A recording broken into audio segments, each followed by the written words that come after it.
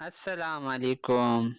امید کرتا ہوں سب دوست خیر و عافیت سے ہوں گے۔ ویمنس ورلڈ کپ میں بھی فکسر نقاب لگانے لگے۔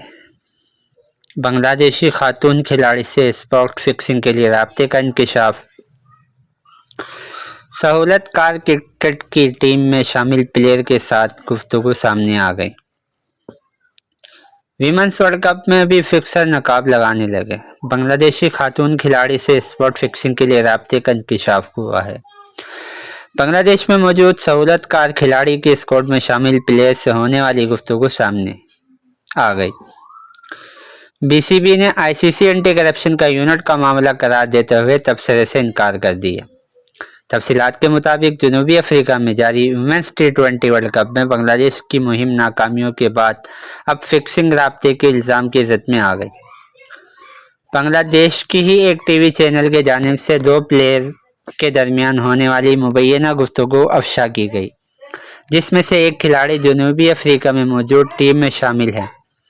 ملک میں موجود دوسرے پلیئر کسی تیسرے شخص کے لیے سہولت کار کا فرائض انجام دے رہی ہے۔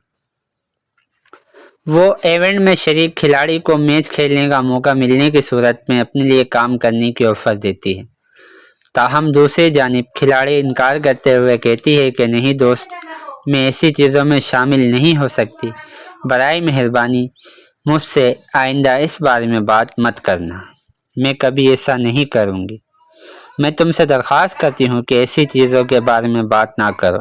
اس حوالے سے آئی سی سی کی جانب سے فوری طور پر کوئی تبصرہ سامنے نہیں آیا۔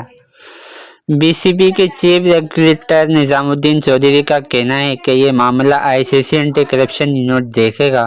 ہماری پلیئر اس بات سے اچھی طرح واقف ہے کہ انہیں کیا کرنا ہے اور کیا نہیں کرنا۔ وہ جانتی ہے کہ مشکوک رابطے کی صورت میں اینٹی کرپشن یونٹ حکام سے رابطہ کرنا ہے۔ مذکورہ کھلاڑی ایسا کرے گی۔